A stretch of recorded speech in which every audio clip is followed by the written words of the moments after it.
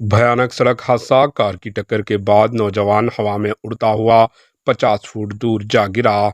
हिमाचल प्रदेश में पेश आए एक भयानक सड़क हादसे में एक नौजवान कार की टक्कर के बाद हवा में उड़ते हुए 50 फुट दूर जा गिरा, जिसके बायस इसकी मौत हो गई। तफसीलात के मुताबिक हिमाचल प्रदेश के मंडी डिस्ट्रिक्ट के ऊपर बारोट से ताल्लुक़ रखने वाले नरेश कुमार नेरचौक में एक होटल में काम करता था। इतवार की रात काम से फारिग होकर घर आते हुए नेरचौक पर इस भयानक हादसे में इसकी मौत हो गई। इतला मिलते ही बालिश थाने की पुलिस मौके पर पहुंची और मुलजिम की शिनाख्त कार के ड्राइवर राकेश के तौर पर की और इसे गिरफ्तार कर लिया। पुलिस ने इब्तदाई तहकीकात में यह नतीजा किया कि नरेश कुमार की मौत कार की तेज़ रफ्तारी की वजह से हुई है। Bureau report, HN news.